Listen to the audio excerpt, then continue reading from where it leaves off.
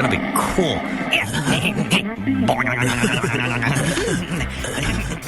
The topics and opinions expressed on the Dudes and Beer podcast are intended for an audience of 18 and up and are solely those of the host and guests. They neither reflect the opinions or values of either the sponsors of Dudes and Beer or your mother. I mean, seriously. Have you ever heard these guys? They'll talk about anything. Whoa, hey, you think they're gonna show it?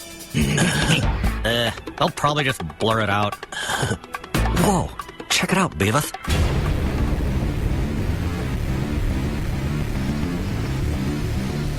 Grab your beverages and turn up your interweb.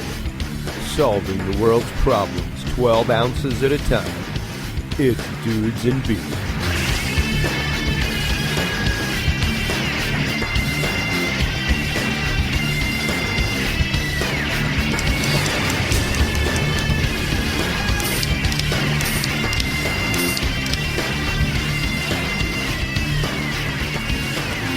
Well, hello everybody, and welcome once again to Dudes and Beer. I am Chris Jordan, your host.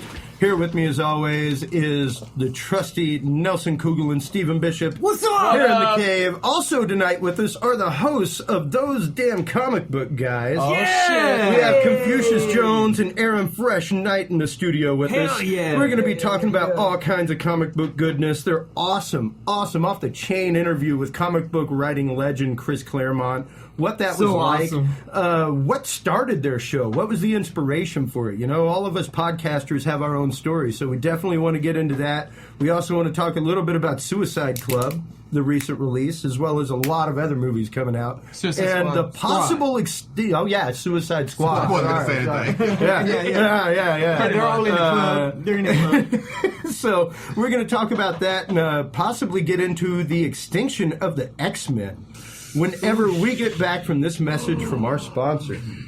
Hey, are you a musician? Do you play guitar, bass, or synthesizers? Are you a studio engineer looking for that different sound? Well, fret no longer. Austin Hot Mods is there for you. From Boss to Ibanez, DoD to EHX and more, Austin Hot Mods provides over 50 different modifications and customizations to some of the most popular guitar pedals on the market, from vintage to modern. So if you're looking for that boutique custom sound on a Craigslist budget, look no further. Contact Austin Hot Mods today and mention that you heard it here on the Dudes and Beer podcast for 5% off your first guitar pedal modification. Visit them online at austinhotmods.com. Texas owned and operated and home of the Mod of the Month deal. That website again is austinhotmods.com. And we are back, ladies and gentlemen. Yeah, so, guys, Those Damn Comic Book Guys, what was the inspiration for that show? Because I've been kind of Google stalking y'all since I met you. I tend to do that with our guests, you know, go through and see what they're all about. Y'all, it's not your first podcast that y'all have had. I'll take it. What was the spawn of Those Damn Comic Book Guys? Originally, it was supposed to be the podcast we were going to do was a satirical news podcast, much like The Daily Show with Jon Stewart. Sure. And we were going to do it with two other people, but those two other people who shall remain nameless weren't Forever. They weren't on the, shall I say, the learning curve that me and Confucius were. We were ahead of them, and we were the ones really ready to go and ready to get it started. We were the one meeting, get it planned. So that fell through, and then Confucius texted me one day and was just like, well, why don't we do a comic book podcast? And then he was like, well, we talk about it. We talk about this stuff all the time. Me and you, between the both of us, we have enough knowledge between the both of us, and we've read enough books. Sure. We know enough to really sit down and talk about this stuff. And we research the trends and look at the trends, and we research the stuff about the movies and the shows and the comic books and the business itself. So why don't we just make our podcast about that? And I was like, that could work, right? That is not really, you don't really hear two black guys talking about comic books. Not a whole lot, no. So, I mean, he's not lying. We sat down and we planned it out and we structured it, and that structure went out the fucking window. No. Episode 2. It didn't last very long. Once the alcohol got flowing and we got in front of the microphones, the structure just like, fuck it. Yeah. Well, and like we do a lot of topical episodes, but really the topics are a springboard. Like we bring the topics to the table, and hey, if we stray from the topic, we stray from the topic. Like That's us. Even before we started here, we were having a great conversation about things going on in the world and politics, and like we definitely got to have you guys on for some of those topics as well. And that's the downside of it, because like you said, we had this dope conversation about whatever else, and then we can't bring that to the comic book world because well, you can though, because what's interesting, one of my favorite things about comics, and this is what got me into them. Number one was the artwork, and to me, I guess coming from a Cajun history background, like we're a very unique culture to this country, and like the music only exists there. Like to see our language disappearing is crazy to me. Like there's whole generations that have no idea how to speak the Cajun language. Right. And to see the rebirth of comic books back in the 90s and the way that it kind of had a slump, but it's come back strong. It's one of the true American art forms like jazz. Like it originated here, the concept of comic book and the concept of superhero and everything else. So to actually keep that tradition alive, I think is hugely important. And like comic books tackle some of the hardest questions out there, man. They really do. Like, I mean, even y'all's interview with Chris Claremont, like the X-Men was the first interracial supergroup. Yeah. You know, it was the first group to include people that were like Russian and, African. Asian and all those things. And there's an argument that comic books sold better in the 90s than they do now. Because the highest selling comic book of all time is X-Men #1. Absolutely. With Chris Claremont and Jim Lee, which sold, like 3 or 4 Absolutely. I have a signed copy right here in my collection. See, 3 million copies. It's the highest selling comic book of all time. I've got number 2 of that. The comic book ain't worth jack shit, but it's still the highest selling comic book of all Absolutely. time. I'm such a dork. I actually have the little commemorative hologram that came out that was like numbered, it was- one of it was- 30,000. it was I'm insane. almost tempted to have Chris Claremont sign it at the upcoming Amazing Con. You should. If CGC is there, get them to witness, and you'll get the nice yellow tag. Right. Never get a comic book signed without CGC there. Yeah, we learned because that. it won't mean See, shit. well, and see, to me, and we have that argument frequently on Dudes and Beer. We've brought it up quite a few times. My Houston crew, my brother and my buddy Billy from high school, we're all huge comic book nerds. My buddy has recently started collecting Wonder Woman for his daughter. As well he should. And it's like, it's she's very much amazing. It's into Wonder Woman. amazing how many of these issues are out there for dirt cheap because it wasn't really a title that was hugely collected for a long time, even though it was printed. Yeah. And just to me, I guess I've read quite a few of the new storylines and stuff like that. Like I've kept up with, like I said, obviously the news that the X-Men, my favorite team ever, may be exterminated again. Yeah, okay, I'll say this. Again. Okay, I'll say Go this. ahead, go Because ahead. When you sent the email, with the talking points, He was pissed off. I was mad because I'm going to be honest. He was pissed I off. was like, I said, we have this conversation. Sweet. Not about you guys individually. Oh, I know. But because we have this conversation so many times online. Like, yeah. I always compare what me and Fresh started off, and he told you the origin story of us, but what it really started on was Facebook. We were in like 3 or 4 comic book groups arguing all the time. I compared it to Eminem and 8 Mile, just battle rap points. And so a lot of times what happens is people will say, like, you guys honestly want to know what the X-Men's future is. Right. We'll have people come to us and say, the X-Men are going away. They're going away forever. Just fuck what y'all talking about. They're going away. We're like, that's not going to happen. No way. Like Better not. we have facts as to why they're not going away. I had this conversation just last week or a week and a half ago. He jinxed us because he sent me a video of somebody talking about X-Men are going away. I said, okay, watch what happens. The next day, we're going to ask about X-Men. I'm like, I knew it. When I had this conversation like maybe a week and a half ago on Twitter with a guy, I think I shared the news post about Inhumans versus an X-Men, which I called like at the beginning of the year when they started Uncanny Avengers, when Deadpool joined, and that was the whole thing. And I was like, I told him on the show, like, watch this happen. X-Men and Avengers are going to have a war. It's going to be a big fight. And lo and behold, it's going to be a 6-issue series about the entire war between X-Men and the mutants and the Inhumans. I was like, I called it. I told y'all this was going to happen. Oh, yeah. And I had this conversation. Dude was like, that's one more thing for me to be depressed about. They're just killing and doing it with X-Men. I was like, don't really agree. I don't see that happening. Right. Well, You can't jump to conclusions that quick. Yeah, because at the end of the day, I see X-Men winning that war against the Inhumans. Well, it's like saying Joker's dead. Yeah. Yeah. See, Well, right now, Joker, there's currently, 3 different Jokers? three different Jokers. Exactly. Right. Exactly. 3 different. They come out and said that there's instead of being 1 this whole time, it's been 3. Yeah. No shit. They just keep popping up. Yeah. It's been because Batman was trying to figure out how has Joker been able to escape me every time, but it's been 3 different people playing one person. Mm-hmm. With X-Men, and just to answer this real quick. Go ahead. What it is that when people say to us, X-Men are going away, the first thing I always ask is, what are you saying to say that? They'll say, well, in the last storyline, the Terrigen Mist dropped down in New York and made all the mutants sterile. I said, well, mutants don't exist just in New York. That's one. Yeah, That's one. And 2, are you looking at the sales numbers? Because then humans are having a hard time selling comic books, but X-Men sell easy. Yeah, anytime. Easy. They're top 20 without even question. And the funny thing about X-Men selling is that they're not promoted by Marvel. Marvel only promotes them as the fact they'll say, well, there's another X-Men comic book coming out. Yeah. There's no toys. There's no. They pulled back on X-Men merch. Marvel pulled back on X-Men merchandise because they don't make much money off of it. So so the fact that X-Men still outsells humans, which Marvel has been trying to push on us through Agents of S.H.I.E.L.D., they announced a movie that doesn't have a release date anymore.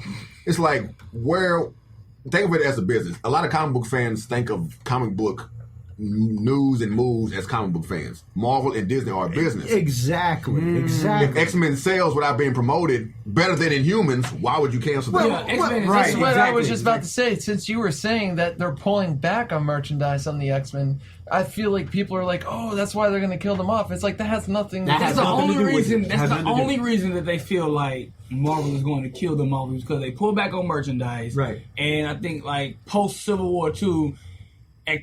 Before Comic-Con, there was no false solicitation from Marvel about X-Men. But after Comic-Con, they announced the solicitations. I told the same person I was arguing on Twitter, I was like, Inhumans versus X-Men is after Civil War II. That takes place after Civil War II. So how can you say that they're not doing anything after Civil War II when it's this whole big battle, 6-issue series, like it's right there. Yeah, I mean, if you look at the automobile industry and you take Ford, for example, and look at the Mustang, that's another, they pulled back on that many times in the market. But what it is never went away. People see it still driving around and say it's still around, but think of it like this. When is the last time you saw a major push for X-Men toys? Yeah, true. You haven't probably seen it in maybe over 10 years. Right. What it is that because there's the influx of comic book movies, fans feel like they're impervious to what goes on in the business side of comic books. But Marvel and Fox have always had an agreement not to do toys because Marvel feels like there's no point in us promoting a brand that we don't make that much money off. Yeah, they don't have the merchandising rights to it. So there's no point in us pushing that. We can push Rocket Raccoon toys and plush dolls. Millions of dollars off of it, but we can't push Wolverine because we're making any money off of it. Right. Yeah. And then Fox is cheap as shit, as evident by the fact that Star Wars, they didn't have merchandising rights to that because they gave it to George Lucas. Right. But with X-Men, it's like people come in and say there's no merchandising rights. The comic books are getting cut off, but I'm like, this is not the first time they've had an extinction level event for X-Men. Exactly. And I think Chris Claremont answered it best in the interview, actually, talking about how, when they were writing, they didn't necessarily care about the fact that they were going to kill off Jean Grey. They didn't. If we need to kill off Jean Grey, we kill off Jean Grey, and we'll bring her back in 3 months. Yeah, she's the Phoenix. She'll come back. It'll be 5-6 issues, and they'll travel to outer space and find some concreted version of Jean Grey, and Cyclops will blast her open, and we're all good. I mean, because with Marvel is in a weird place because one, they did sell the X-Men fair and square. It's this whole weird narrative that Fox came in and swooped and stole X-Men. They sold them fair and square. Sold it in a way, out. you could argue that Fox saved Marvel from going all the way under bankrupt. Right, exactly. At the beginning, right. Yeah. And then you have also the narrative that Fox is somehow trying to undercut Marvel. But what Marvel is doing is that Marvel, they just can't get rid of X-Men. Because people that don't even read comic books know X-Men. That's right. People that read comic books can name more X-Men than they can Avengers. Yeah. And so what it is what it's coming down to is that fans, once again, they think they know it all, and they're trying to guess what's going on. But like Fresh has said, and like I've said, there's been many extinction level events for X-Men. There was the movie House of M. There was the End of Mutants. There was Extinction in like '92 that Chris Claremont helped write. Yeah. So it's not a new thing, but what it is, and that Chris Claremont said in the interview, the only thing that Disney and Marvel are saying that there could be no more new mutants. That's it. Because any new mutants that are made automatically go to Fox. So there's no point in us trying to make new mutants, and then they blow up, and then we don't get no money from it. We'd rather just push what we do have. But it was a point that you made when I was arguing back and forth on Twitter why I was doing it. The point is beyond me. Okay, let me say it. I had to cut him off. I'm bad on Facebook with arguing, but Fresh is bad in the sense that he will throw numbers and data at you to make you want to kill. I'll get to that story after He's this the data point. man over here. I'll get to that story after this point, but like You're using good facts and data, right? yeah. Oh man, He's a numbers man. he's a Like- numbers man. I don't know why I asked that. Not assuming. I wouldn't ask that, knowing that you're a political major. I should have. I'm sorry. I like to back up whatever it is that I'm discussing or debating. Yes, sir. With concrete fact. Yes. So forget the point I was going to make. Fresh will shoot you with a gun. You bring a knife. That's Fresh. Sorry. He come with a knife and shoot you with a gun like Indiana Jones and walk off. Forget the point I was going to make. So, like, I was arguing with a guy on Facebook about Deadpool, and this was like maybe a week or two after the movie had came out, and his whole argument was that Deadpool's sales in comic books is because the movie is coming out, and because the movie was announced and now it's out. This is the only reason why people care about Deadpool. Right. And I was like, no. People been caring about Deadpool since he was created. Yeah. And he was like, no, that's not true. He was like, people been giving a damn since 281, bro. He was like, This story's gonna go so bad. I have a feeling it is. he was like, he's a straight ripoff of Slade Wilson, Deathstroke, and I was like, well, who makes more money? And I was like, it's not Deathstroke. I was like, yeah, Deathstroke just got out of comic books and became like a thing. Deadpool was a thing while in comic books with no appearance in the 90s in the 90s X-Men comic books in the animated series. Yeah. And Besides that one appearance by Morph. yeah, they have Morphed like into him for like half a second. like a split second, and then one action figure, and I own that one action figure of Deadpool. Hell yeah. And so I was like, Deadpool has consistently been in a top 100 selling comic book for the last 20 years. Oh, yeah. Dude didn't believe him. 96. Dude didn't believe him. And then he was like, no, that's not true. And so I went on, It's a website. I don't know the name of it. This website that has Comic Cron. It's Comic Cron. Comic Crawl? Comic Cron. It has Comic the Cron. selling point. It has the archives and selling point of every comic book from like 1990. RON. Frig, yeah. And they track the selling and the numbers and everything. Every comic book. Hell yeah. Every one. And I went all the way back to 1996 to show them. Yeah, show that dude. Even with Deadpool in a solo series Back or up your Deadpool with X-Force, it's still consistently a top 100 selling comic book. I can tell you right now, I've got some signed Rob Liefelds in here, including like New Mutants 87, stuff like that. You go up to get some... Wait. What? It's in there. I knew he was going to stop you. Get the gun, Fresh. Get the gun. Rob everybody. We're taking this binder out. Wait, what? He said, I got a Mutant 87. Wait, what? He said it so casually. It's the second... It's the gold back cover, not the original. Cable. But still, it's a nice one. Get the gun, no Fresh. But seriously, like, you go up to get something signed by Rob Liefeld, you get your 3 signatures, no worries. Yeah. You want Deadpool signed? You want 87 signed? You're going to pay, for 87, you're going to pay $10. They said you had to Stan Lee. The minimum for StanLee is $400. Oh, yeah. No, like I have, and I was telling Steven about that. Like when I went to cons back in the day, like I have a Stan Lee signature. I paid to get into the show, and I didn't pay for a Stan Lee signature. You have to like you got it. You got it with your entrance. Like, you got it with your entrance fee. Same thing with my Todd McFarlane. All that stuff. I paid $10 for my heart. Now you do that. Like I didn't have to pay for signatures, and it blows my mind now that I pay to get in. Because the nerd culture has become a part of pop culture. It has. Yeah. Now you can get 15 different women to like you by saying, hey, I like Spider-Man. Like, oh, cool, me too. Well, even Fresh was mentioning, having some of my stuff plaqued up by CGC. Yeah. I'm one of those people that, like, as cool as that is, I prefer having them in my binder here where I can flip through them. I can see them. Trust me, once you get it slammed up in the nice I know. I should do that with my Spawn #1 that's signed. I'll say this, though. Like a newborn I understand where you're coming from because for a long time, the holy grail of comic books that I wanted was the first appearance of Galactus. Fantastic Four 49. And when we got our first blank money from blank show, I bought it. And after I got that, I didn't want anything else. I would go to Comic Cons or stores and be like, that's the first appearance of Sabretooth, but I got the first appearance of Galactus, I'm good. So once you have it in your hand, it just makes you feel I'm the same way. Super. Yeah. He didn't believe me until he got the first appearance of Black Panther. He's like, oh, never mind, I'm good. I don't want anything else. I look at other comics and I'm just like, I could buy it, but I don't really need it. I got Fantastic 452. I got the first appearance of Black Panther sitting at home. Yeah, and see, I go to cons now, and literally, there's some, I went to my mom's house for the con, I guess it was Space City Con. Yeah. And I had some short boxes at my mom's house, and I'm like, dude, I know I've got my Infinity Gauntlet series in there. It's going to be there. I want to have my Infinity Gauntlet signed, and I could not find my Infinity Gauntlet #1. Yeah, which it was like some comic ninja had come and stolen it. So I got #2 signed, which is still a good comic, but it's like, what the hell happened to my #1, man? I know I had all of them. Yeah, and we sold 2 of them. He sold a Killing Joke. Good. It wasn't first printing. That's all right. It was 5th or 6th. I've got a nice Batman year They one. didn't know that. I said it third. It's we all have Killing Joke's a good band too. So you've attained your dream comic. You've attained yours. Yes. I would probably. To be fair, that wasn't my dream. Okay, what's your dream comic? I have it because once again we got our first major check from the podcast. Let me preface this. I have 3 kids. All right, they're very expensive. Kids are expensive. Very, very expensive. Yes. And especially 3. Kudos, by the way. Sorry to interrupt you. Oh, no, you're good. That's a lot of work. I tell him every day. I'm crying tattooed tears of a clown. But,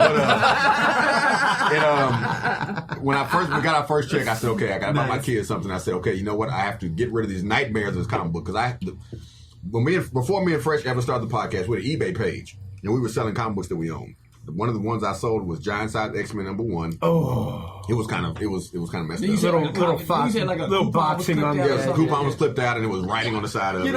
I'm sorry. Go ahead. And then I had Amazing Spider-Man 300.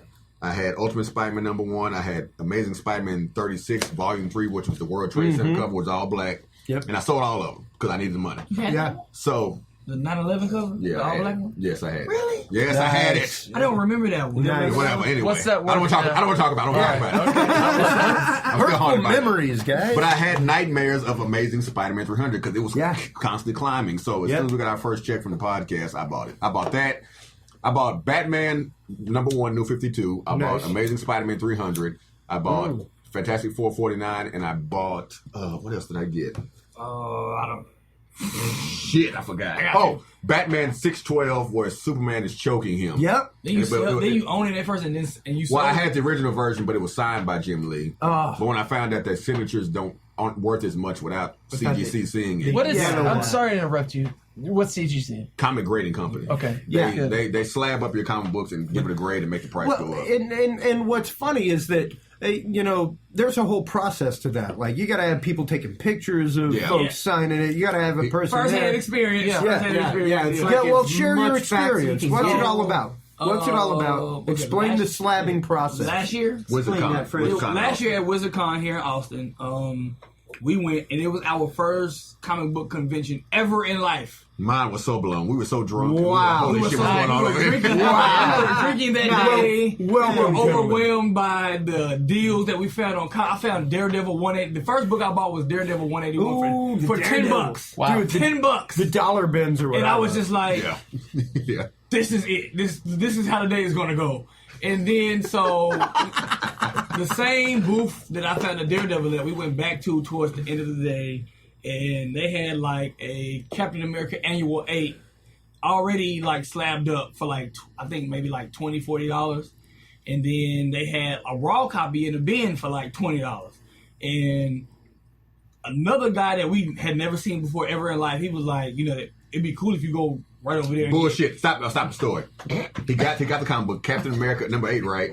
Annual 8, yes. And I said, the dude was like, that's Mike Zeck. And I said, Mike Zeck's right behind us, remember? I thought it was the other dude that came. No, I said that. I said Mike Zeck right behind us. Okay. Well, Confucius said it'd be cool as hell if you get Mike Zeck to sign and then go get it graded by the CGC. And I was like, you know what? Light bulb. That's a damn that good would be idea. great. So I bought it and then was like, do I need a certificate of authentication? Right. Authenticity? Yeah. Yep. They were like, that don't mean shit. Then CGC, I was like, you know what? I'm going to go ask CGC first. So we went over there to CGC's booth, and I asked them, and they was like, well, it really doesn't mean anything if you get it, and it doesn't mean anything if we don't see it, because anybody could have signed it. So it was like, if we see it and we get a picture of it and we witness it, then you get a yellow tab when it comes back graded. That yellow tab. Then let us know and let everybody else know that we were there and witnessed you getting this book signed. So I was like, would one of you all mind come see me get it? Like, it's not how you said it, but okay. And he better say, get up, come with me. That's not. Get the fuck up and come with me, motherfucker. I asked. I wasn't that drunk. I asked, and the lady that was sitting at the table, she was like, yeah, sure, I'm not doing anything, I don't mind, because we were like literally the only two people. Nobody was going to CGC. I'm like, all these comic books in here, nobody's going to talk to you. We dumped off books. Yeah. I dumped off like 5 at one time, and then like when we came back, they were like, what do y'all have for us this time? Like they were tired. It's like they were tired of seeing us. Yeah. But she got up. We went over there to the table where Mike Zeck was. I put the book out. Paid my $10. He signed it. Apparently somebody took a picture. I don't know. I was worried about the picture. I was worried about the lady seeing that I got it signed. She saw it. We went back over there. I filled out the paperwork. The way it works when you're at a convention is you fill out the paperwork. Yep. You put your card information on there, and they charge you later. And they charge you later, and then like they send it off for you. And it's how much per book? Like $80-something? Nah, it differs. There's a year that price goes up. On the table. Yeah, that's what I thought. If it's anything before, if it's 81 and below, I think it's 81 or 85 and below, it's $35. Okay, that's not horrible. Which my first 5 were all 85 and below. That's not From the year 1985. Now, see, like, I had an experience, and it was a few cons ago in Houston, and I want to say it may have been the big one that happens there. It may have been amazing. Comicpalooza, I think it's Comicpalooza. Well, I think, yeah. It may have been that. And literally, my buddy Billy and I went up to the CGC booth and asked the dude, what's it all about? How's it work? And he literally could not answer our question. And it was like, really? Why are you even set up here, fella? Like, we had just gone and gotten all these books signed. Yeah. Oh, yeah, absolutely. And hey, working a booth, I'm here to tell you. Like going to car dealership. Tell me about this car. Working a booth at conventions is... Can't tell you damn. You look good in it. Yeah. That's all I know. It's a Pinto. Are you sure? Yeah, you look great. You look great. Yeah, but, I mean, for us, like... Okay, like you mentioned, you had Spawn #1. I bought a Spawn. That's another one of the comic books I bought when I got to add money. Nice. I bought Spawn #1 graded, I think 9.8. 9.6. It's a 9.6. Thank you. He's a stat man, so I'm going to believe him. Yeah, it's a 9.6. Yeah. No, but to be fair, you know why he knows? Stat man Because knows. I turned in like 3 comic books for my CGC when we went to Wizard World Con, and all of them came back and pissed me off. Every one of them pissed me off because I was like, wait a minute, these are in perfect condition. Why the hell did they come back? Whatever kind of way they came. And I told you what because they've been defaced. You should have cracked them open and sent them back. You should have cracked that case open. And Fresh wants me to go to the CGC and blow them up and say, y'all bullshitting me. I'm not grading. I would have. Because they've been defaced by a signature. That's why. I don't know what's going on with there. If I had enough money like the Mafia, I would corrupt the CGC because people are turning in comic books that came out a week. Like, and then next week they would already have them graded. I said, wait a minute, it says 9 weeks on the website. But yeah, and that's just it. Like, and you guys are much more involved in the modern culture of comics. What is it with all the variant comic covers? Man? I hate them. Because I mean, granted, I've got X-Men #1 over here. I have every variant cover. Lucky, you know, because there was the fold out, yeah, which is the one I have signed, and there was the single panel that came out of it, and that was really like the first variant cover like that came out. As far as I recall, that was when Marvel realized that they could make different covers and collectors would run after them and try to grab them. Oh yeah, no, it was in the boom. It was, and that was one of the small reasons why Marvel went bankrupt. Because Marvel overplayed their hand. Marvel, because of the fold outs? Well, because Marvel realized, okay, they all there's a group, not a group, a contingency of people, right, that could specifically collect comic books to hold them and just sell them later on. Yeah. So Marvel started printing a whole bunch of different covers. Yeah. And they overplayed their hand. Well, and it was also the age of people had started buying duplicates. Duplicates, exactly. People had started buying 2 and 3. It's like the housing market where when you're spending more money than you're bringing back in. Yeah. So that's kind of what helped them. Yeah, in a way, that kind of what helped the X-Men go to Fox. Yeah. But even to preface the origin of our show, and I always got to tell the story because it's amazing. Me and Fresh came in. We came in on Facebook, right? Yep. But the one thing that really brought us together was the Fantastic Four. All right. Because the movie came out and there was a whole bunch of talk about Michael B. Jordan being a black Human Torch. There was talk about them being darker.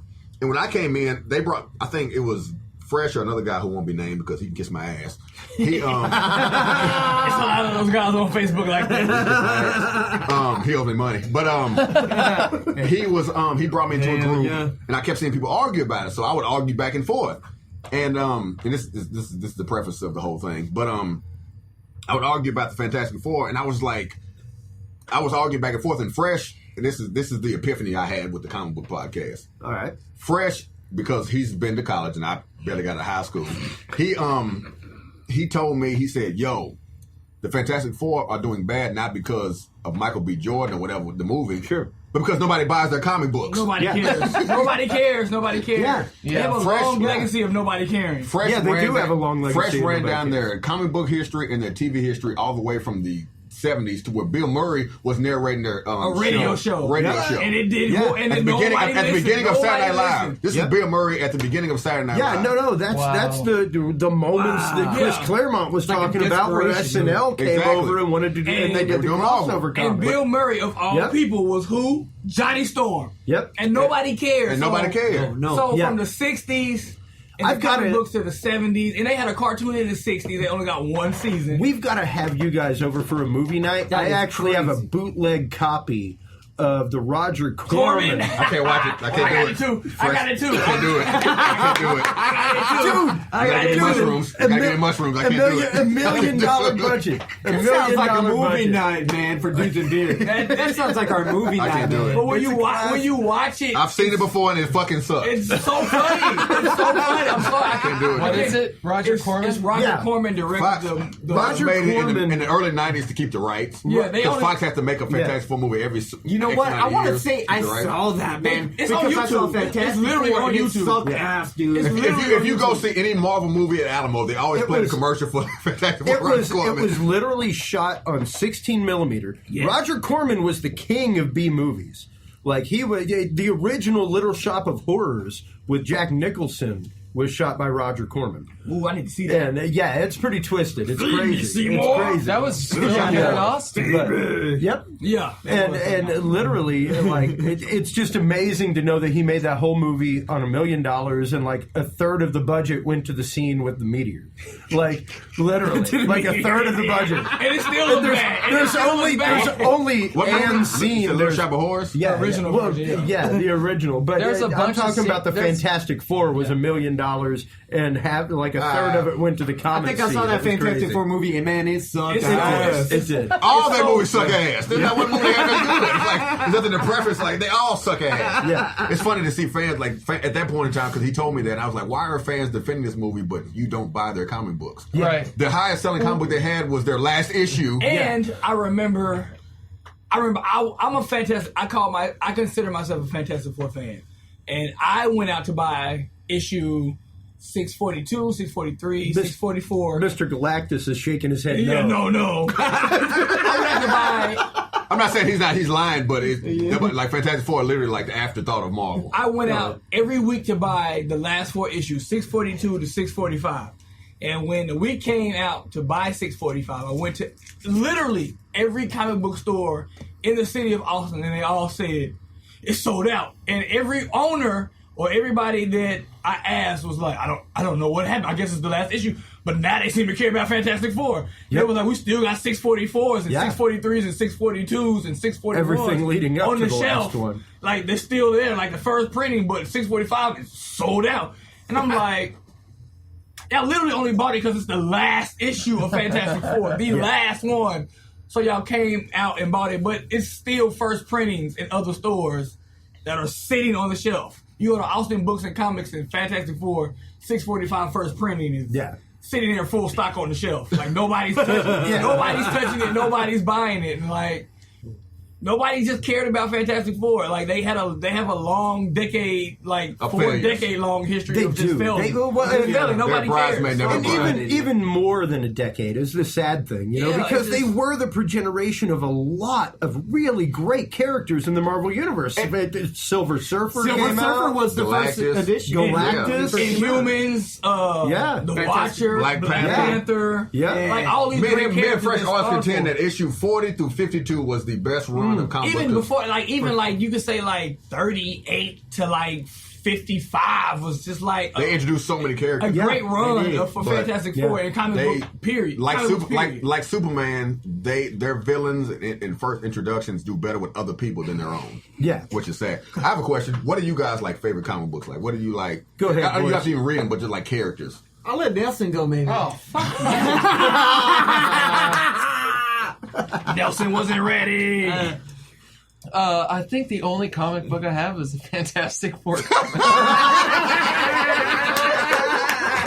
I'm scared to ask what issue. No, dude, I'm not sure what issue, but it was. This was probably in the 80s. 17 years ago. Like the 80s, sir. That's fucked up. You're not that old. I'm not that. It was you could have been a kid. Back in the 70s. Statman just got that number wrong. You could have been a kid, just held on to it. It was probably 98, and I was shopping at Albertsons. Oh, God. Whoa, I was with my mom, and I'm in the toy aisle because that's where I would go. I was like, I'll be in the toy aisle playing with the Nerf football. That's the same thing? Yes. And they had the little carousel, and it was a Fantastic Four novel, but it was hologram on the front. And it's like, oh, this is dope. So I bought it. Oh my God, you gotta, hey, you gotta calm down, nigga. Calm down. Wait till the show's over. Alright, your turn, fucking Steve-O. Dude, I loved the X-Men. I loved Superman. I loved Fantastic Four. I also like this one that was kind of an offside kind of deal. Lobo. I like that guy, Lobo. Got the first appearance. Oh, yeah? Billy Rock. I just thought his style and his character was a little different, The main man. Yeah, back then it was like, what the hell is this, dude? Like, DC is probably going to take 10 years to make that damn movie, but they need to turn the hell up. Oh, God, yeah. Yeah, I was totally into What that, about comic book, though? I mean, he was asking what kind of comic books you got. Oh, that I got? Well, I couldn't name them, except for I used to have when Superman died, this whole thing of Doomsday. It had the whole story and all that. The graphic. Yeah, the death of Superman. Yeah, we know it very well. The reboot of X-Men, I had number 2, I think it was, where Magneto's going like this, is holding up somebody like tied up or some shit like that. They were doing X-Men every 2 years. Yeah, I was gonna bring mine like Chris did. I was gonna bring mine, but because of the rain and all this other stuff, but I didn't bring it. I will say most definitely. I mean, I was a big Spider-Man fan. I'm definitely going to say I was much more of a Marvel guy than DC. I collected Superman. I collected some Batman. We had cameras I read them. Some Justice League stuff like that. But for me, it was always X-Men. Yeah, it was always X-Men. They had my heart from the beginning, and like you guys said, like if the theme song plays in your head when you sleep, and what's funny is I almost did the X-Men theme song for the show. If you had it, would have been nothing wrong with that. Although I played that at my wedding, but it was literally Chris Claremont. Like it was Chris Claremont that brought me truly into that, because I remember distinctly one of the first comics I ever got was from my Aunt Kathy, and she gave me some Transformers stuff.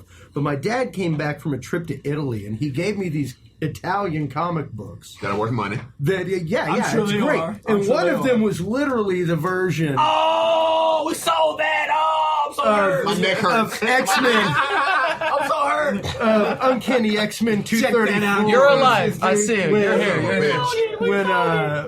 When Wolverine is infected by the Brood, and I love that storyline. I just recently had that one signed. Question. I love asking this question. What is something like that valued at? The comic itself is probably worth about $7 or $8. Yeah. Quite honestly, for me, it's invaluable. I'll grade it for you because it's probably close to about a 6.2, maybe 5 something. I'll tell you the exact price.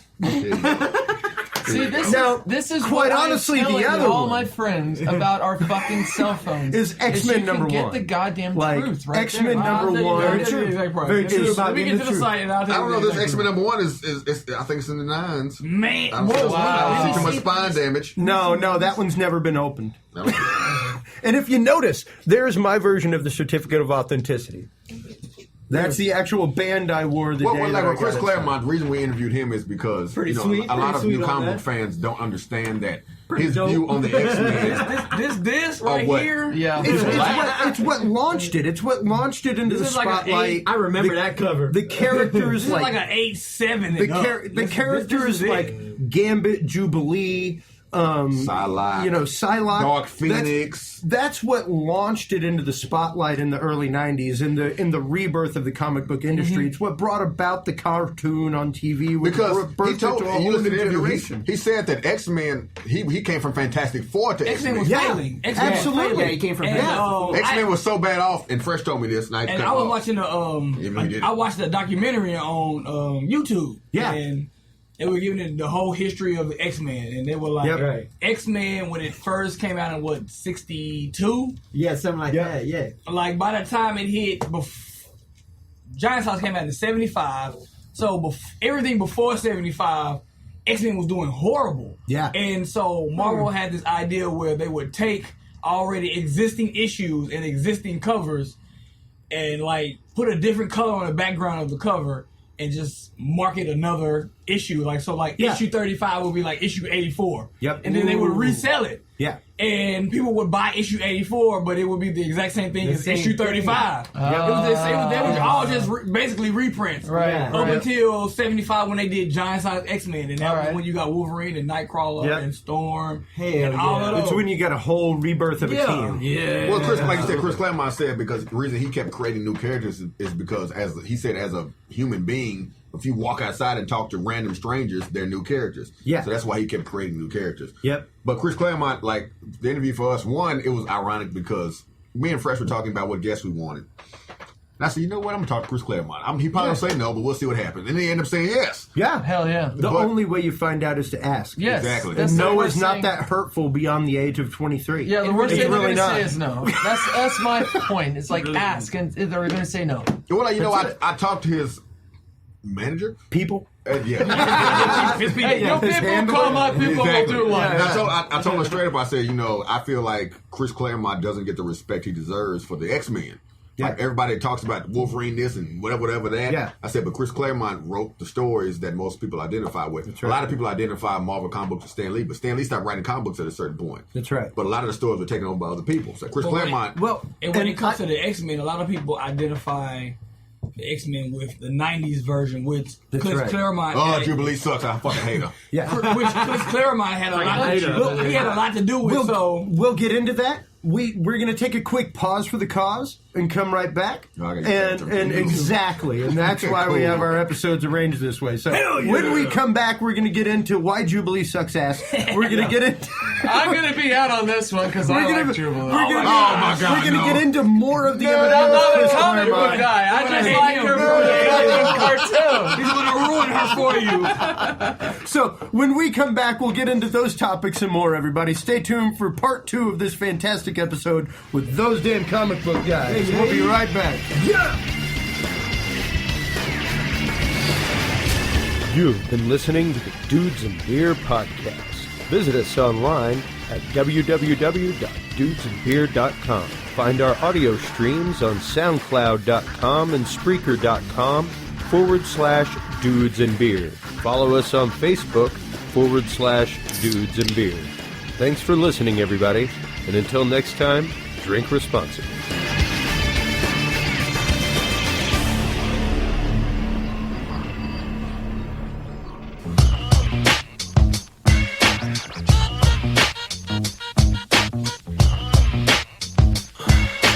Grab your beverages and turn up your interweb. Solving the world's problems 12 ounces at a time.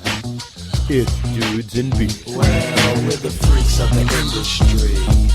My man Money B. The freaks of the industry. And when you see us backstage, be prepared to G. Well, they say that birds do beats Money beat gets to it, not a heavyweight. But I go 12 rounds with a jab and a stick. I'm going lick for lick, so. All right, well, welcome back to Dudes and Beer. We are here with those damn comic book guys, Confucius Jones and Aaron Fresh Knight. We have been talking about some amazing stuff. We were actually, whenever we left a minute ago, we were on the tail end of discussing issue number 35 of Fantastic Four and X-Men, stuff like that. So continue on with that, what we were talking about with just the whole extinction thing and everything else. The whole phenomenon of killing people off in the comic book world. Yeah, like I was watching a documentary on YouTube, and they just were saying that they were just taking old issues and just basically reprinting them and just adding a different issue number for X-Men because the sales were so bad. And then came Giant Size X-Men in 75 that introduced Wolverine and Nightcrawler and Storm and all these other great characters. And it really helped revolutionize and springboard X-Men into the next decade. Yeah. And then came, I guess you would say, the 90s. And then you had Chris Claremont ushered in, and he created all of these iconic characters like Jubilee and Gambit and Psylocke and Rogue. And, you know, he really ushered Wolverine into the character that we know and love today. And he talked about on our show how he really wanted to make Wolverine more than just a guy who, at every problem or every time he's faced adversity, he just ripped his claws out and slashing people. Yeah. And he said he took the mind frame and was like, well, what else can he do? I just don't want him to rip his claws out every single time and just slash somebody. So what else can this guy do? So he made Wolverine the tactical soldier. Yeah, the undercover agent. That he is today. Logan and the reason, became born. And he really made Wolverine the guy that we all love in today and that we like hold up to a high standard that Hugh Jackman is in the movies. Yeah. That's because of Chris Claremont. Like I said when we were promoting the show, like Chris Claremont is the reason that you love X-Men and really don't realize that he's the reason why you love X-Men. He's got a hard-on for Jean Grey. Well, and I thought it was interesting in that interview the way that he talked about how Jubilee played an important counterpoint to Wolverine and how it basically became the fact of this relationship between Wolverine and Jubilee, this adolescent, that Jubilee saved his bacon more than once, and you're not a Jubilee fan, so explain this didactic to me and your disdain for the young Jubilee. Well, with Jubilee, Chris Claremont said that he specifically went out and tried to create a teenager that nobody would like. Mm-hmm. He also said that he said he liked creating teenagers because when you're a teenager, you're still trying to figure out the world. Yeah, well, it's an unpredictable character. And Jubilee, her only power is making firework displays. So he specifically made her have the power she had, and also make her have to protect and defend the life of the most powerful X-Men, which is Wolverine. Yeah. There was a comic book in which he was almost killed by the Reavers, and Jubilee had to be the one to save him. Yeah. And she was like 15 at the time. Yeah. And she was just annoying on the cartoon. Yeah, every time she was like Dazzle without the singing ability. Exactly. Exactly. Nobody cares about Dazzle at all. To give Chris Claremont credit, he said the reason he did that is because Chris Claremont said he had method acting when he created his characters. Yeah. He was trying to create characters where he would put himself in the mode of those characters and figure out why they were going through. Because he said if X-Men went into space, if they fought Magneto, if they fought any other type of Sentinels, or any other type of villains that could kill them, how would things play out? That's why they died. Chris Claremont mentioned George R.R. Martin, who apparently is like the Forrest Gump of comic books, because he's apparently wrote a letter to Stan Lee about Fantastic Four. He's also attended the very first Comic-Con, so whatever. But he was trying to create characters that, in extreme circumstances, it dealt with extreme consequences. So that's why Jean Grey died. That's why Jubilee had to save Wolverine, because at the end of the day, Professor X wasn't so much trying to teach students how to learn. He was teaching students to fight. Right. Yeah, he was teaching students in an army, when you fight, you die. Somebody has to die in any army you fight. So that's why Chris Claremont was creating these characters to have these extreme circumstances and consequences. To have a heroine, but she also died. Exactly. Because Jean Grey was the most powerful mutant of all time. Jean Grey was a shit. And then he killed her because there can't be great power without consequence. That shit works fine with Superman. No, it really doesn't. I hate Superman. It doesn't. Why do you hate Superman? Because from a writing perspective, it's very hard to give him any type of... It seems bland. Boundary? Any type of... boundary. Boundaries. Limitations. Any type of... Vulnerability. Exactly. Because the man has a power for every situation. Yes, right. If Lois dies... And he can spin around the Earth in reverse time. He can run so fast or fly so fast that he the can do Earth. anything. He can reverse the Earth's orbitation and then turn back time. Right? What the hell? And then he has kryptonite so close to him, and he can still fight. You know. And I have a question. Have any of you all seen Batman vs Superman? Yes. I've I've seen that shit. What was your opinions on What were your opinions on Batman v Superman? Oh my god! I've gained gray hairs off that goddamn movie. Is it good? Should I watch it? Don't. Yeah, you should watch it. Watch it. Watch it. I'll say watch it, but watch it at your own risk. Attention, everybody! Spoiler alerts. Well, watch it, but don't go into it thinking you're going to see. Okay, this is the conversation I've had with many people. The reason why Marvel is making more money than DC is because Marvel knows how to make movies that explain it very well what's going on to the casual fan. Yes. Right. There are more casual fans than there are comic book fans. Yes. Comic book fans by themselves can make $1 billion. At the beginning of this episode, we talked about X-Men #1, which That's right. sold more copies than any other X-Men comic book. But a year after X-Men sold that many copies, they got sold to Fox because they had no money left. And Marvel was bankrupt. So comic book fans by themselves aren't enough to sustain a brand. But what DC has yet to learn is that you can't keep making movies that are catering to the fans and turn off major fans. You said you haven't seen BVS, right? Right. What is your reason for not seeing BVS? Yeah. It didn't make sense to you. See, all of that hesitation lets me know the reasons why you haven't seen it. Do you want me to be straight up on No, this? I'm gonna be straight up. It's your show. Be whatever you want. I'm not a comic book person. Right. I don't watch them. When it comes to movies, I'm a documentary person. I hardly go to the theaters. I like cerebral thrillers. I like Criterion Collection. Anything Criterion Collection, I'll watch over and over and over.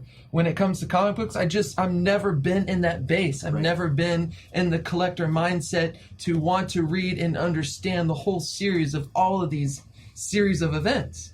And that's just me. But you know what? I still want to see the movie. You, as a fan, are more valuable than everybody sitting at the table. Exactly. Because they know how comic book fans are going to see a movie no matter what. It could be about Superman taking a shit for 2 hours. We'll still go see it because of Superman. But for you as a fan... We sat and watched X-Men 3, so we'll go see any goddamn thing. We sat and watched Wolverine's Origins, the first one, so we'll literally go and see anything. From a business perspective, we like... Same thing with politics. We talked about politics before the show. Yeah. It makes more sense for me to go after the undecided voter than the voter who's always going to vote for me anyway. Because if I vote straight Democrat, then there's no point in me trying to convince you to vote for Democrat. Hillary doesn't have to pander to me because she already knows that I'm voting for her anyway. Right. Or if I'm voting straight Republican, Trump doesn't have to worry about that because I'm going to vote for him either way it goes, no matter who's on the ticket. But see, the reason why Marvel is currently at the top of the charts is because Marvel can make a movie like Guardians of the Galaxy. Right. Where you don't have to see Captain America 1, 2, or 3, or 1 or 2 That's right. to It's understand still a Guardians. show. Exactly. But DC, what they'll do is they'll make a movie and they'll throw so many stories in there to where you'll be sitting there thinking like, why is the Flash dressed like Darth Vader? Thank you. Why is Batman fighting against demons? Right. Yeah. Why the hell is Batman killing people? Right. I don't know Batman to do this because as a casual fan, you don't know Batman to kill people. Right. You don't know Superman to kill people. Right. Well, I believe my first DC movie that I saw was just recently was Suicide Squad. And what I really, really loved about it was the development of the characters, bringing in Batman for a little bit, and all the aspect of all these cartoon characters that I grew up with, Batman, Gotham, and all those stuff. As a movie, watching that, I was able to see other characters from other comic series that I know but never read, and that's why I felt like I can get more developed into And that's a casual fan. And that's what a casual fan brings to the table. Somebody who can preface what they've seen growing up and then seeing it on screen and be like, I know those guys. I know everybody in this, but I've seen them in everything else. It's great to see them on screen. Okay, we have a podcast network. It's not just us. It's like 7. It's exactly 7 other shows that have different topics or whatever. And one of the shows that me and Fresh overseas, we went to this past week was Drink Partners. And one of the females on there said she saw Suicide Squad. And she was like, I want to be like Harley Quinn. Harley Quinn. I want to be like them. She was like, relationship goals is Joker and Harley Quinn. And we all looked at her like, You know, Joker beats Harley Quinn. The funny thing was, leaving that movie, I told both these guys I developed socially and emotionally with Harley Quinn. It was great. And I felt where she was coming from. And if you read a comic book with Harley Quinn and Joker, or if you watch a cartoon or any other iteration of Harley and Joker, you'll be like, wait. Right. I'm sure. Totally different than what I saw in the movie. Yeah. I bet. Completely different. Completely different. And the one thing that I've noticed, especially with Marvel stuff, and it started, I mean, I'm wearing the shirt from the original Which, by release. the way, I like. Yeah. This is from the original release of Spider-Man. Sam Raimi. Like 20 years ago. Yeah. All right? And it really set a precedent for a lot of stuff because there were a lot of old schoolers like me who were like, what the hell, dude? You just made webbing part of the mutation. And, you know, here's the thing. I can somewhat let that go. Mainly because are you going to give 30 years of development of webbing cartridges and shit like that? Like, you're going to have to give a whole 20, 30 minutes of that movie to the development of that technology. As opposed to, he's a mutant, he's been mutated by a spider, he's had all these abilities. This is how it is. That's how I looked at it. But the thing with that is that Spider-Man has had issues with thinking people where he was a mutant. Magneto went after him because Magneto was like, are you a mutant or not? Because he is a mutant. You need to pick a side. He is a mutant. He just wasn't born a mutant. Well, he became a mutant. It's weird because with Spider-Man... Like Daredevil. It's like saying Daredevil ain't a mutant. Okay, well, the thing with Spider-Man is outside of the fan context, Spider-Man is $1 billion character. Oh, God, yeah. Oh, God, yeah. Spider-Man is on underwear, toothpaste. I wish I still had my doll from the 70s, bro. He's on condoms. Yeah, he's on condoms. I have Teenage Mutant Ninja Turtle tissues Spider-Man, in my work. Really cool. We did an episode about Teenage Ninja Turtles, and nobody cared. And we were like, nobody cared about that. We were trying to explain to them why. I'm listening to that. We ran down the entire, from the original book all the way to the recent movie. The first appearance of the Turtles cost more than $1,000. Yeah. Dang. Because there's so many rare copies. Matter of fact, Kevin Eastman did a auction, I think, last year. Remember when that shit? And he did he auctioned off concept art of the Turtles from the original book. One of the sketches sold for like $3 or $4 million. Whoa. And that was just like, holy it was people don't realize that Turtles. Just a concept Turtles art. are huge, man. Okay. Like our next interview. They got a fan base like a fucking unreal. Our next interview that's coming out the day after this episode is with Matt Hawkins, who is the COO of Top Cow Comics. Top Cow Comics broke out of Image when they first started. Top Cow. Top Cow. TOPCOW. And I'm a huge proponent of independent comic books because there's so many movies that come from independent comic books that people don't know about. With Road Perdition, History of Violence, Spawn, Walking Dead are all independent comic books. Exo Man of War. Exactly. Yeah. So it's coming. Bloodline. So Valiant. People don't realize that Turtles was an independent comic book. Kevin Eastman and what's the other guy that started it? Peter Laird. Peter Laird. They started that at a Comic-Con at a booth, and they were selling Turtle comic books. Yeah. And then that blew up, and it took them maybe 13 months to do the second issue because by then it was bought by a toy company. But independent comic books, I always feel, are the future of comic books because there's no expanded universe or convoluted storyline.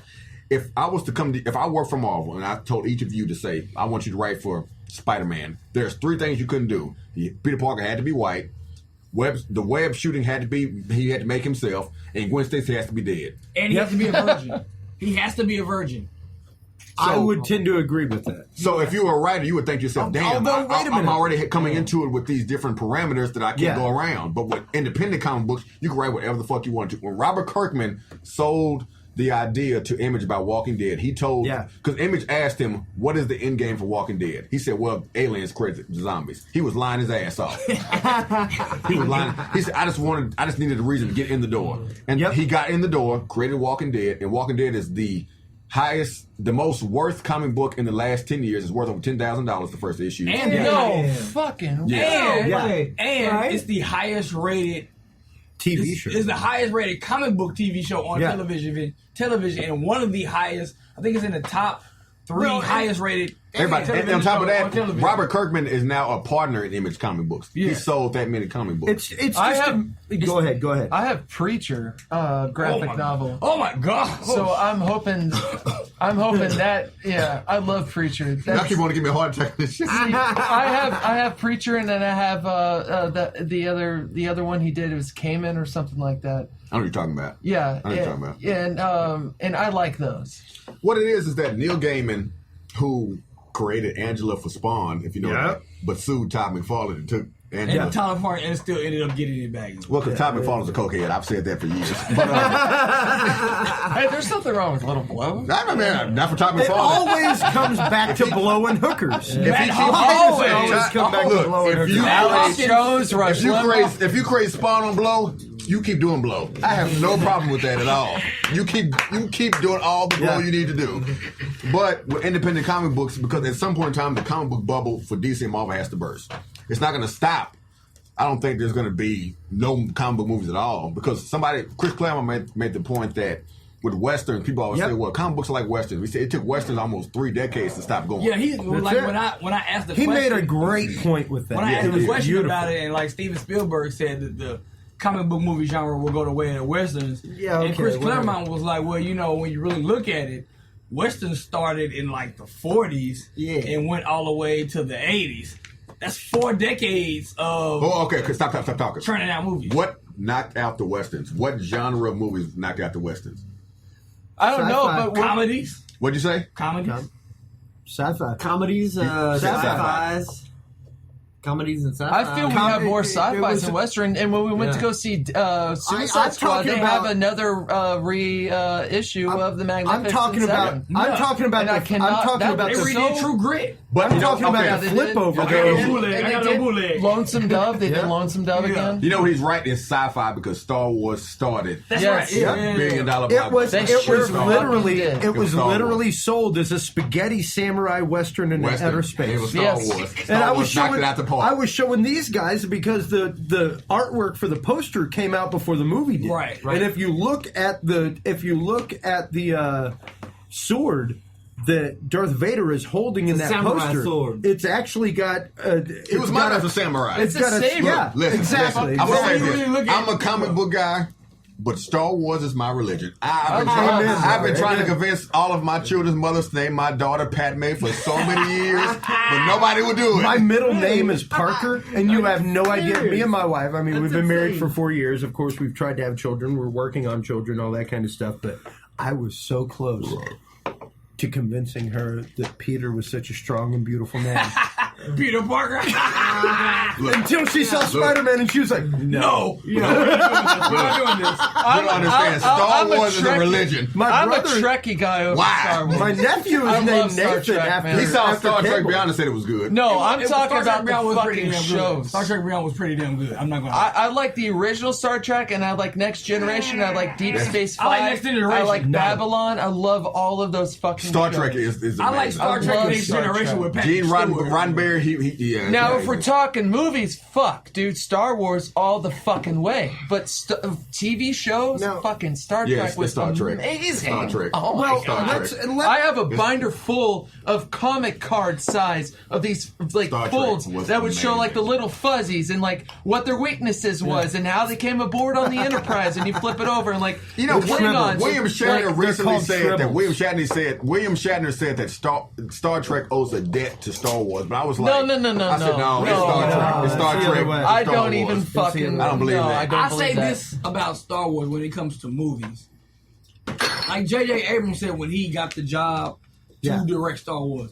Star Wars is the reason why, more than likely, your favorite director became a director because of George Lucas and Star Wars. Star Wars outside of the prequels. Including the prequels. With the first 3, Star Wars were the movies that really were very innovative. Star Wars was doing things with special effects that no other sci-fi film or movie was doing, period. I Okay. quote it all the time, man. If At you the look at time. the scene in Return of the Jedi where they're going to the Sarlacc and people are walking across the deck of that ship, like those people are hand painted on the Right. film, and they look like people walking Let me say across. this. I always correct people when insane. they say, Darth Vader said, "Luke, I'm your father." I said, "That's not the line. That's not the line." He It's said, not. "I am your father."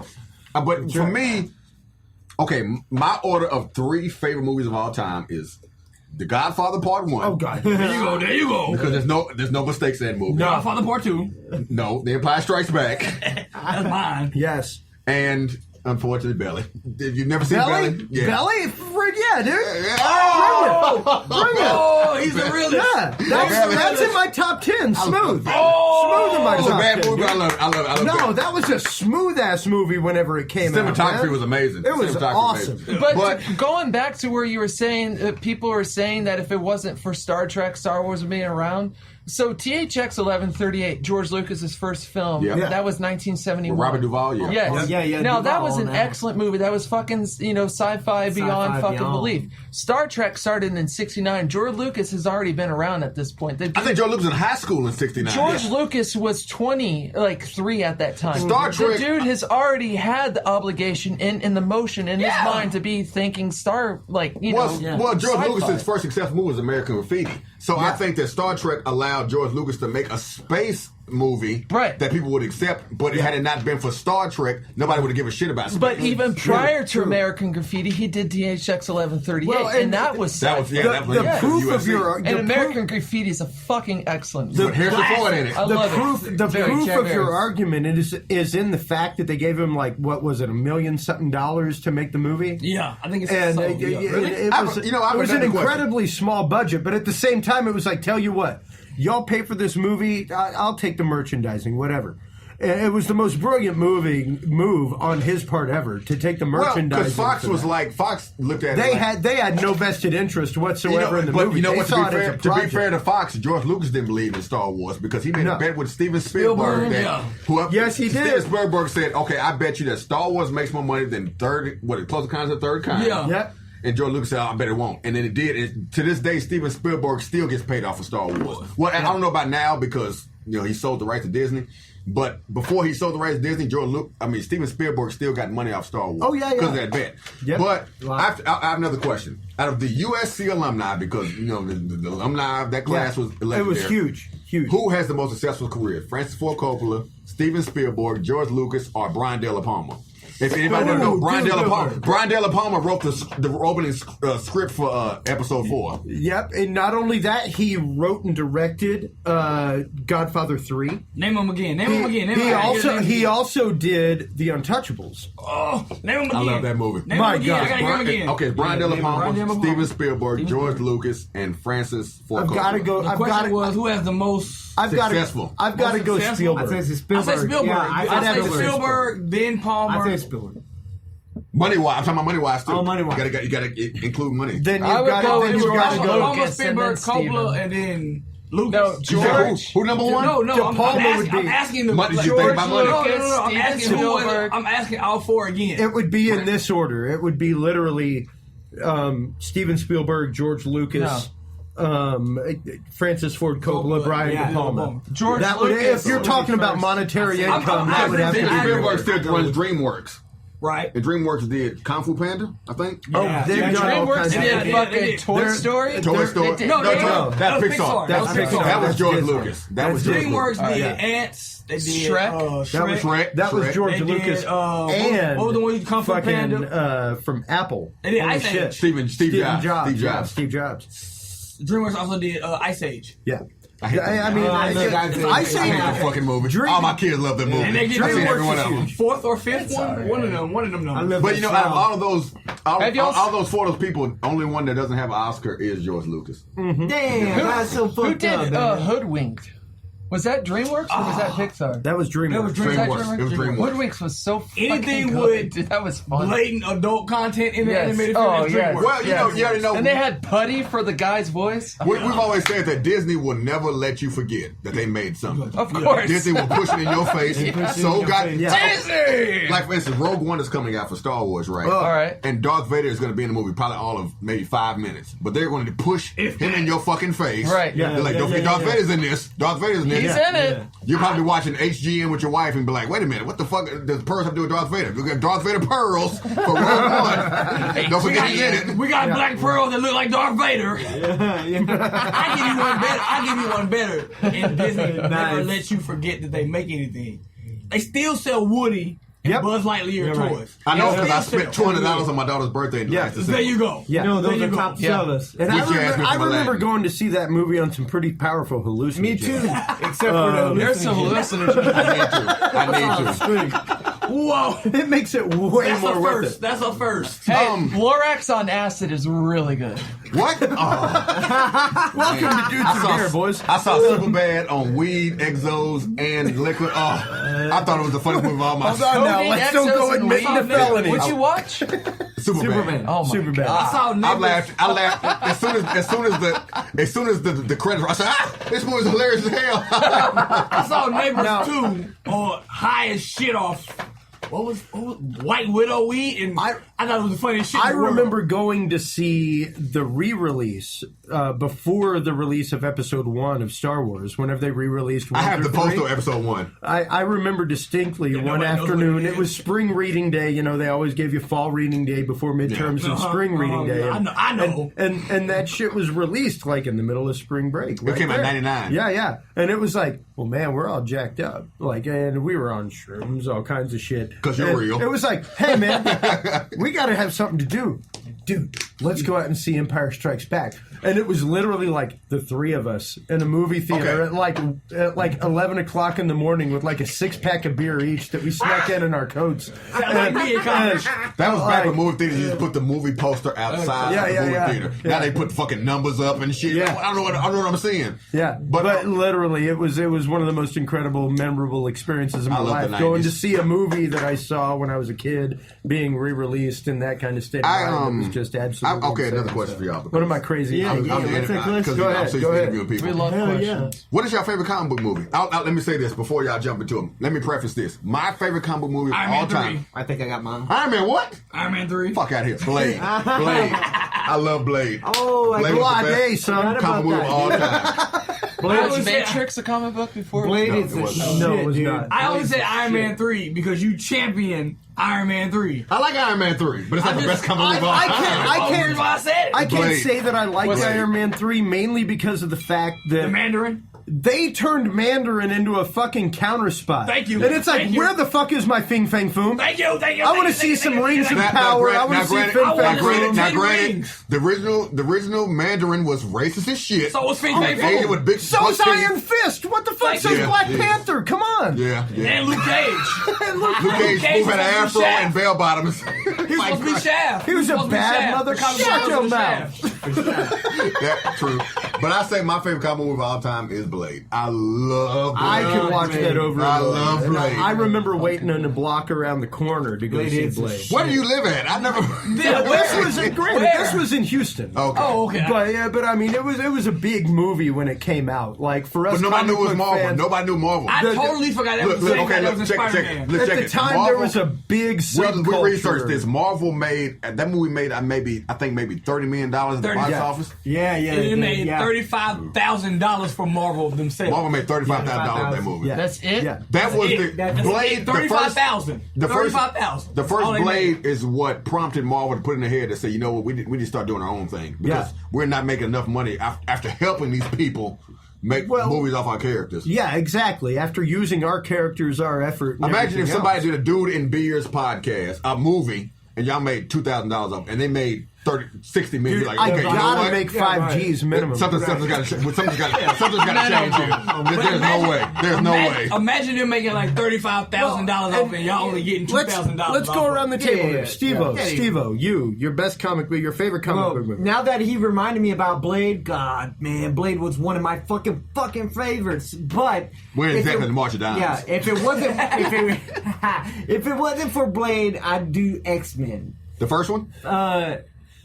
The first one. Go ahead and say number 2. Say number 2. If you say number 2, I'm not gonna be mad. Number 2. I'm not gonna be mad if it's 1 or 2. Oh, you know what? Damn, that's a. You say Days of Future Past. You say Days of Future Past, I'm not gonna be mad. Because You say First Class, and I won't be mad. They did Bishop wrong in Days of Future Past. He didn't have a Jerry curl. I said he didn't have a Jerry curl. Thank you. I'll tell you this much. I liked it when Picard was Professor X, but He was the perfect Professor. yeah, right. You know what I mean? But other than that, I guess I'm gonna have to go with 2 though. It was the best one. It was the best one. Aaron. My favorite comic book movie of all time? Iron Man 3. No. Wait, comic book or movie? Any movie that's based off a comic book. You can use History of Violence or Perdition. That was Sin City or 300. Definitely not one of those. Or Watchmen. Fuck Zack Snyder. Watchmen Fuck Zack wasn't Snyder. really that My good. favorite comic book. Does James Bond count? No, nigga, no fucking fucking James Bond. James Bond. That's not a graphic novel. That's James a novel. Bond, man. That doesn't even have pictures. Okay, let me say this. Let me say this. He watches James Bond every fucking night. I love James Bond. James Bond is a religion for me. Bad shit. Fuck. His religion is Star Wars. Mine is James Bond. That British white guy. What the fuck is James Bond my doing? idol. I want to live like James Bond when I grow up. Goldfinger. Because he fucks From hoes and Russia fucks with spies. Love. Thunderball. Thunderball. Pussy. Fucking Thunderball. James Bond has Holy herpes. shit. James Bond probably has herpes. That's right. I'll take it. Dude, James Bond had herpes the first fucking movie. You guys see Probably did. how many women he was He's fucking like in the Tom. first movie? He's like Tommy Lee with special weapons. I will say this. When I will say this. When I saw Skyfall with Adele sing the theme song, I shed a few tears. All right. It was amazing. Your My favorite comic book movie movie? of all time. The first Iron Man. I knew he was gonna say that. The first Iron Man. Wreck that. Go ahead. I agree. Nelson, yeah. The little bit that I know from what I've seen, I really fucking loved Iron Man. I'm a big Robert Downey Jr. fan. Yeah. Yep. I think he's a fantastic actor. I think he is. And I thought that too. movie was fucking off the chain. It was I amazing. absolutely love that. Kevin Feige himself, the guy who kind of controls the storylines of the Marvel Universe, said we did not know that Iron Man was going to be successful because most people don't know who Iron It Man was a is. huge risk for Marvel. We thought he wouldn't do that good, but he blew the fuck up. Especially for Robert Downey Jr. coming back from like the whole troubled past in the 80s and the 90s. They really took a risk on casting Robert, and they really wanted Tom Cruise to be Iron Man. Yeah, they wanted Tom Cruise. Oh my God! Which Now I probably am would Tom Cruise. I will, for sure, most definitely buy Suicide Squad on Blu-ray. Yeah. When it comes out. I'm And gonna after download a it. few, I'm gonna download it. after a I'm gonna couple download it. times, I that download might, everything. I that thought that might was a be very my well done favorite. movie. That might be my favorite. Out of DC, that's your favorite? Of all the DCs, I don't know what other DCs what I've else they seen. got? See, here's Now, is the like Superman 1 and 2 like from the 80s? Yeah, Is well, that Man- DC? No, Man of University. Steel and BVS are part of the DC universe. See, I haven't seen those yet. I would say You're not missing nothing. I would say that the Richard Donner works are part of the DC universe. A guy I in would my say- job told me that Christopher Reeves was overrated. Christopher Reeve. What? Oh Christopher no! Reeve? But okay, think like this. What? Are you saying that because he's passed away or because No. he was really No, that good? I No. really enjoy I say those that movies. because he was one of the best damn theater actors that America ever produced. Okay, you're talking about He was- Superman 1 and 2, right? Not Yeah. 3 and 4. Yeah, no, God, because not three because and four. quite honestly, as a fan of Not three and four. You might as Godfather well just 1, fucking stop.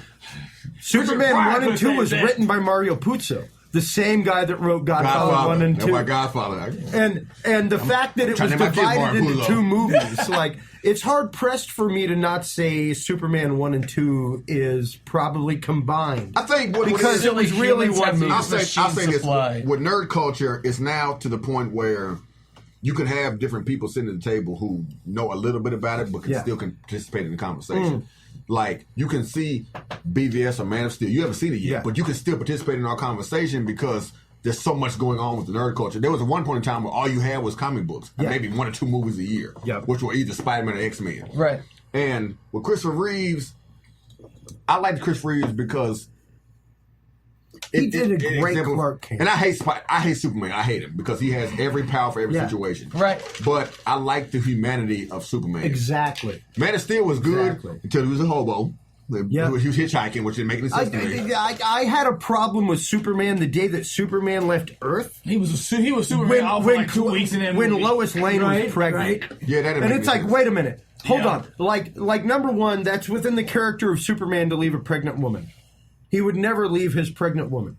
Not and Lois, like he doesn't know she's fucking pregnant. Like he wouldn't hear man the can sperm. fly through time, but he can't realize. Like the he woman's couldn't pregnant. hear the. I wish I could know that power. Like he couldn't hear the sperm. The baby's heart beating or something like that. He of all people could hear literally the sperm and egg meet. Yeah, like he knew that that happened. Okay. And then he went off and went to his home planet that he knew was destroyed and left these people the whole time. And then on top of that, he let some people get destroyed at the fucking museum. Like, what the fuck is that action? Like, there's people that died there. When the fuck is And you Superman gotta let lose people some die? to win some. So for me, it was one of those like that, it. like the Superman stuff from the time that we had the first Superman reboot. You know, with Ralph? Lex Luthor and Brandon Ralph and all that. Kevin kind of Spacey. Although I did like Exactly. Kevin Spacey, I did He like did a Kevin good Spacey. Lex and Luthor. Okay, let's think that's what Kevin Spacey is a character actor. He can do any impression. Exactly. Let's be real. Now, that granted, means something else. yeah. I got a quick question. That one movie that he was in the Suicide Squad.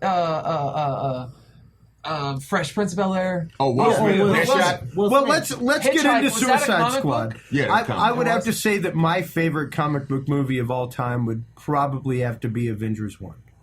I'm not mad at that. That's a good movie. It's a good movie. I think it really related everybody's character as opposed to Suicide Squad. I said the same And thing. Was that like, 60s or 70s? No, modern. 2012. Oh, the newer, 2012. okay, the remake. That was the first movie that Disney was a part of when it came to Marvel. Yeah, and I think they did a really good job cohering all of the characters together, making sure that we were emotionally invested in all of them. Like with Suicide Squad, it was hard for me. Not that I didn't know all of the characters. How was it hard? No, not that I didn't know all of the characters. right, I knew every one of them Okay, intimately. in However, in BVS, Superman died. If anybody's seen it, did you care that Superman died because you knew he was coming back? No, because I knew he was coming back. And here's the thing, like I had to explain to my lady because in the middle of it, number one, Spoiler alert. she was like, "Hold on, wait a minute. Are Gotham and Metropolis right next to each other?" Yes, I was they're like, right there. I know exactly. No, they're not. That's something like, And then on I top always of that, wondered. it was the flashbacks. It was the flashback to the dystopian future that if you hadn't been aware of the time crisis timeline, and I've advised everybody that's gone out to see it that isn't a comic book fan, go on to Netflix and check out Check out Flashpoint and check out Time Crisis. I watched Flashpoint after BVS. By Justice League. You know, the Justice League Time Crisis movie. Because it covers a lot of that. And that's where those futuristic flashbacks are coming from, is that dystopian future where Superman was worshipped. Right. And if you don't grasp that, if you don't understand that, then you're going to be lost. Which goes immediately. Which goes back to what Confucius was saying earlier. DC really relies too much on the hardcore fan to really push the movie and fan service to really push the movie. It's the fact of Marvel is willing to sacrifice some stuff for the sake of storyline and the sake of 30 years of non-knowledge. Well, Marvel... Like, I'm a Spider-Man freak. Look at my wall. You know why Marvel does that? Obviously. Disney knows their demographic. Disney said, you know what? Majority of our fans don't know what the fuck is going on in this. We can push Spider-Man in Civil War and not explain why he's Spider-Man because we understand that people just want to see Spider-Man. Right. DC, it's the fact that they already know it. Like, good God, why the hell did we have to go through 15 minutes of freaking Bruce Wayne's timeline again? And then we know why he's Batman. And then suddenly it's like, yo, motherfucker, Superman. Yeah. That's what it was. There was no backstory on Superman, and you get backstory on Batman, and some shit where he gets lifted out of the fucking cave by bats. What the fuck is that? In BVS, Superman had power. Superman had powers for every situation. Exactly. But he had no powers against public relations. Yes. He could not beat cable TV. Can I take Can I take back my vote? No. I did like Iron Man, the first one, but I know y'all might laugh, but I love Batman Forever. Oh my I God. like Batman Forever. Batman I love Forever, Batman some good Forever. shit. I'm not mad at that. I like Batman. Now, as you said, Batman and Robin. Oh, I'm cheating. We'd have been fighting. No, but because I don't like what no it is, George it's Clooney. because Marvel and DC are global comic book companies. When I talk to fans all the time, they always approach comic book movies from fans' perspective. They can see Flash doing Flashpoint. They can see Batman doing Dark Knight Returns. They can see the Parademons and say, "Oh, that's a part of Darkseid." But as casual comic book fans, you might be sitting there looking like, What the hell is going on? "Why is Flash dressed like Darth Vader? What the fuck is this sheriff doing anything?" Which in BVS, my aunt was thinking about seeing it, and she looked at me and asked, "Why was Batman dressed like Iron Man?" And I literally had to tell her, like, Well, it's from and a we've comic got a book. few minutes left. Let's kind of coalesce things over the evening because I mean, you guys have been obviously comic book fans like me, and like Steven, quite a bit of your life. So, where do you see comic book guys going? Where do you see the comic book industry going over the next couple of years? In like the last 3 minutes that we have here, both of you guys. Where do you see your favorite titles leading? Indie comic books. I'll say this real quick. Because indie comic books are not as known to the casual fan as much. Yeah. That's why you can make a History of Violence, Walking Dead, or Road to Perdition, because nobody knows that those are independent comic books. Well, and nobody knows Road to Perdition was taken off the comic book. There's a movie. There's a show coming out on HBO called Westworld. That's a comic book. God, yes, dude, that was years Preaching ago. the comic And book. it looks Road to and it looks Perdition? like It's already Was out. a comic It's book? Road already to out. Perdition was a comic book. Holy shit. I didn't know that. Watchmen and was a comic History of book. Violence. And History of Violence. It was a History of comic book. Violence? Because indie comic books are written by creators that don't have the same constraints as the major characters. They don't have Spider-Man. they don't have 75 years to preface. You can't make in order to Spider-Man make be the story. yellow and purple because he's supposed to be red and blue. Yeah, right. So with independent comic books, you have creators making their own stories. So I do feel that independent comic books, they're the future, and also they're cheaper. Because if you tried to go and try to buy Spider-Man from Sony, it would cost you billions of dollars. But if you tried to buy Road to Perdition or Walking Dead, it would only cost you maybe a handful of $1 million. Yeah. So I think indie comic books are the future of comic books, and it's going to be a point in time where movies start coming out and you start liking them, and you're like, wait a minute, you look at the credits and say, based on Image comic books or Top Cow or who else? Valiant or Dynamite or Boom or all these other IDW, all these other independent publishers. Yeah, right. And who want to make Saga first. Which Valiant just released their Bloodline series, which is they friggin' did. amazing. And amazing. I bought like the first run of each one. And with it's amazing. Go ahead. And to piggyback off of what Confucius said, I agree. Indie comics I really see the future of comic books and television and movies going because, like you just said, Valiant just released their Bloodline series. Yeah. And Sony just bought Bloodline. Yeah. They just bought like all of these movie rights to Valiant titles from Deadline to Bloodshot to Bloodline to Exo Man of War, and that they're really are putting in development and ready to set release for in like the next few years. And so like we've been saying, like independent comics don't have the 75 or 60 plus or decades plus years of backstory to tie down to. So it's easy to make that film, easy to buy. People will see it and be like, holy shit, this is, I like this. I really, really like this. They can look at a Road to Perdition or a History of Violence or like Walking Dead for the longest. I didn't know it was a comic book. I'm a comic book guy. I had never read a Walking Dead comic book, so like when Confucius told me it's based off a comic book made by Amos, I was like, what? And he was like, it says it before the show, and I was like, I've never seen an episode of Walking Dead. So when I started watching it, and he started letting me know what was going on in the past of Walking Dead comic books, and currently in Walking Dead comic books, I was like, okay, I like the show now. And so it's easy to do, like, or an iZombie that's on CW, that's a hit. A lot of people don't know iZombie is a comic book. Yeah. And it's a hit show, and people love it, and people like that take on zombies in the real world. And so, like, it's easy to adapt that to television or a movie, and people think that it's just a completely original idea. Then they find out, well, damn, this was a comic book too. Or like Men in Black. Yeah. Look at Men in Black. Men in Black was a comic book. Oh my God, The first person who drew that was Dietrich Smith. Sure was. Who we interviewed. On last week's episode. Yeah. On last week's episode. Damn, nice. And last week's episode, so go check that out. absolutely. Check that And, out. guys, before we close down, I don't want to shut you down, but before we do close down with the last few seconds, tell everybody where they can find Those Damn Comic Book Guys, and we're going to hide out. You can find us on Twitter at TD Comic Book Guys. You can listen to us on SoundCloud at TD Comic Book Guys. You can also find us on Instagram at Those Damn Comic Book Guys. Or join the Facebook group, Those Damn Comic Book Guys. We are active on a regular basis. Myself great and stuff. Confucius Good info. post. Other people in the other members in the group post is very active conversation, discussions. Doesn't get too outrageous, doesn't get too outlandish or offensive. But Like this it's active. show? It's Email. active every day. It's spelled the exact same way like the show. What about an email? Or you can email us with any comments, suggestions, concerns. Or get on your show. Cosplay pics, nudes at Go, those damn quick. comic book guys at gmail.com. And on that note, everybody, we're out of here. Thanks so much. If you can't be good, be good. There's a cure for this. We don't want it. We'll run from it. And if there's a remedy, we don't need it. We just eat it. You've been listening to the Dudes and Beer podcast. Visit us online at www.dudesandbeer.com. Find our audio streams on soundcloud.com and spreaker.com/Dudes and Beer. Follow us on Facebook /Dudes and Beer. Thanks for listening, everybody. And until next time, drink responsibly.